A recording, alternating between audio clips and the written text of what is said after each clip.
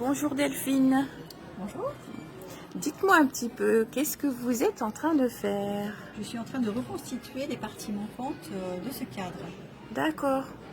Donc c'était un cadre qui était cassé. qui était cassé, comme vous voyez là sur tous les côtés, il manque un maximum d'éléments. D'accord. Donc là, j'ai fait des moulages de ce qui était déjà existant pour les reproduire sur, par exemple ici, là, on a cette partie-là qui heureusement est encore là. Donc, j'ai D'accord. fait un moulage que j'ai pu reproduire ici. Hop. Là, sur cette partie-là, on a une partie du cabochon.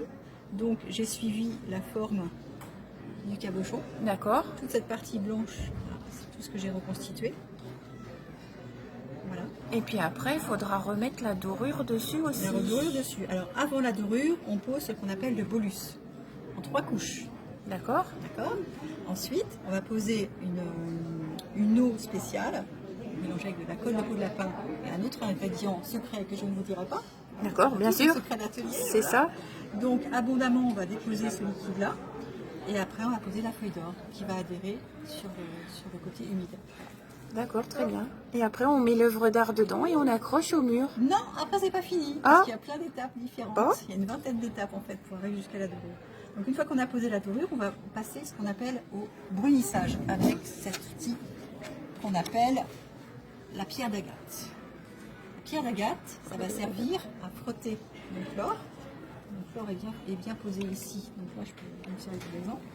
Donc, en frottant l'or, on va révéler son pouvoir brillant et en même temps aplanir contre le support. D'accord. Voilà. Donc, faut faire très attention avec cette pierre-là parce que si on les brèche ou si elle tombe, si elle casse, c'est fichu. C'est obligé d'en racheter une autre. Voilà. Ensuite, c'est pas encore fini. D'accord. On va procéder à ce qu'on appelle au matage. Le matage, c'est en fait de protéger l'or. Donc, on va apposer une couche d'eau mélangée avec de la colle de peau de lapin pour protéger.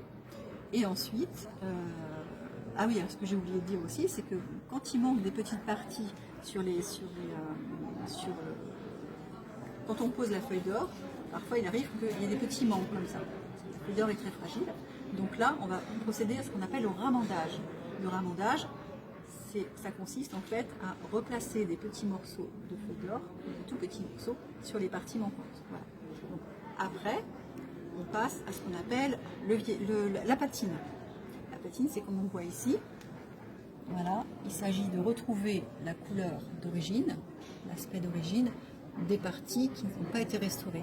D'accord. De retrouver en fait la patine du temps normal, mais là avec des produits qui sont naturels pour retrouver une harmonie d'ensemble. Voilà, donc c'est ce qui va se passer aussi sur ce cadre-là. D'accord, très bien. Voilà. Merci Delphine. Je vous en prie.